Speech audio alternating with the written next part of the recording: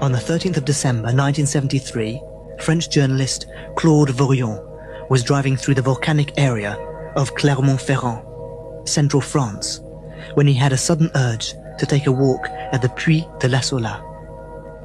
Suddenly, he noticed a bright, flashing light in the sky, heading in his direction.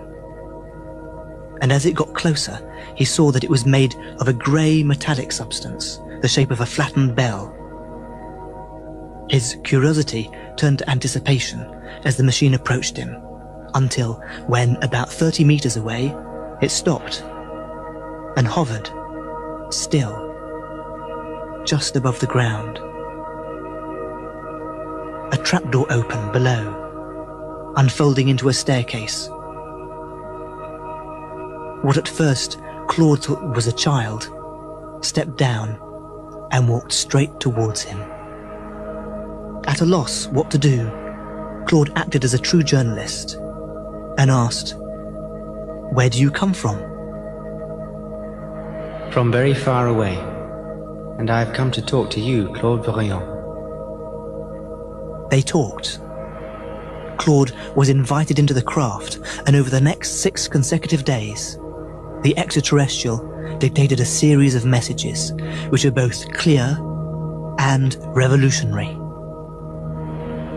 This is what the extraterrestrial said. We created humanity. You mistook us for gods. We were the ones who started all the religions on Earth. And now that humanity is capable of understanding this, we would like you to build an embassy where we can land officially in front of everyone. A long time ago on our planet, we had reached a stage similar to the one you are in now. Our scientists were beginning to design life through the synthesis of DNA.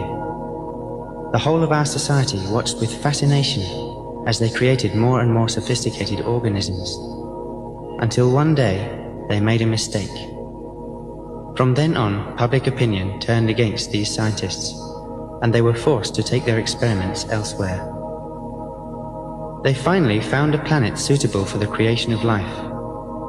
It was your Earth, and at the time had no life on it at all. It was completely covered with water and clouds.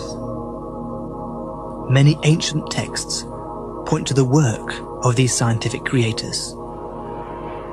Let's open the Bible at the book of Genesis, chapter 1, verse 12. They divided the waters which were under the firmament from the waters which were above the firmament. The waters below was the ocean. The waters above were the clouds.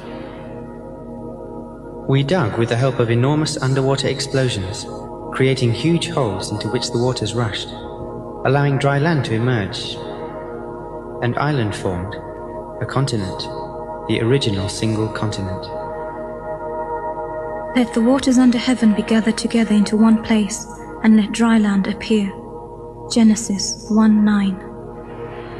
On this single landmass, we set up 7 laboratories, one for each of our own 7 races, and began our experiments synthesizing life. We started by making simple life forms such as viruses and bacteria, and as we progressed in our research, we made more complicated organisms, plants, fish, reptiles, birds, and eventually mammals, daring each time to make an even more beautiful and sophisticated model of living art. Life did not evolve. It simply followed the inspiration of our chemical artists, who integrated and adapted each new prototype to survive in the overall ecology. Fragrances, shapes, colors, styles, textures, movements, even mating rituals were all made to have beauty, harmony, and balance. Seeing this incredible progress, opinions were divided in our government as to whether this artificial life was safe for us. Would the created destroy the creators? We decided to allow our scientists to continue their experiments, as long as they did not create any intelligent life. But the temptation was too strong for these scientists and artists, who were impassioned by their work of populating a virgin world. So one day, some of them decided to disregard their orders and synthesize intelligent people like themselves. Let us make man in our image, after our likeness. Genesis 1:26.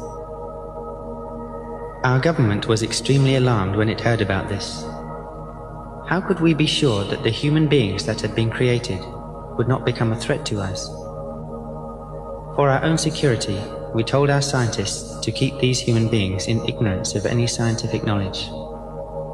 They were even told to make these people whom they had created believe that we were almighty gods, so as to be sure they would respect us. Of every tree in the garden you may freely eat, but of the tree of knowledge of good and evil you shall not eat of it, for on that day you shall surely die. Genesis 2:17. At the time, the human beings called these extraterrestrials Elohim, which in ancient Hebrew meant those who come from the sky. It's found in the original Bibles, but in more recent times was mistranslated by the word God. It's important to realize that this is a plural, the singular being Elohah. References to the Elohim can also be found in other ancient texts. For example, in the writings of the Hindu, Greek, Egyptian, and Amerindian civilizations. We can read even today about the many gods who had human emotions and who lived near or with these human beings. These gods talked to human beings and even had relations with them. When our scientists created people like ourselves, opinion on our planet became divided. Could we trust human beings? But there was a group of scientists who had begun to deeply love the human beings they had made. They wished to give them scientific knowledge so that they would be able to communicate as equals. Their love grew so much that this group decided to educate some humans and reveal to them the truth that creators and created are exactly the same. The serpent said unto the woman, Of the fruit of the tree which is in the midst of the garden you shall not surely die, for Elohim both know that in the day that you eat thereof, then your eyes shall be opened, and you shall be as gods. Genesis 3:4. In other words, you shall be as those you mistook for gods. If you entered this laboratory, you would realize that we are just like you, and one day you too will create life. You are just another link in the chain. The eternal cycle of creation continues.